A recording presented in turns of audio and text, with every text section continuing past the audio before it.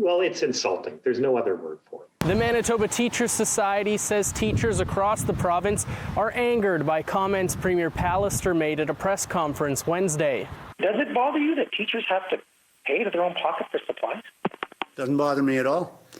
As a former teacher, as the son of one, as the brother of one, as one who believes in public education, I've watched teachers invest their own money out of their own pocket for decades now, and I just think this is a good, fair incentive to encourage other teachers to do the same. The response came shortly after it was announced that as part of the 2021 budget, there were plans in place to offer a tax credit to teachers who spend up to $1,000 on supplies for their classroom, money that is not reimbursed by their employer. I have no idea why that expectation would exist in the eyes of government.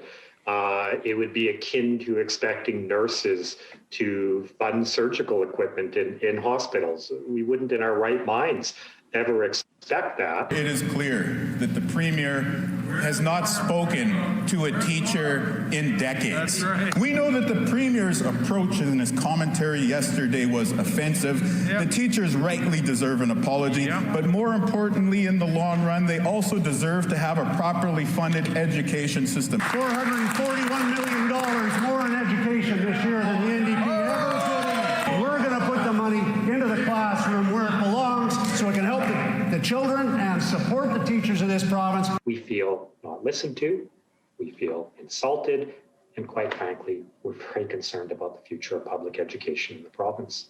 Bedford says teachers, including himself when he was in that role, buy paper, whiteboard markers, and other supplies, as well as food for kids who come to school hungry from their own pocket.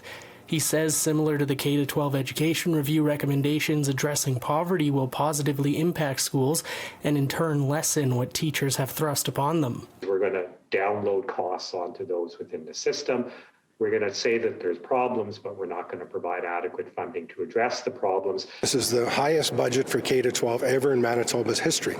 Now, over and above that, we've committed to $1.6 billion extra, over and above the $3 billion, over the course of the next 4 years.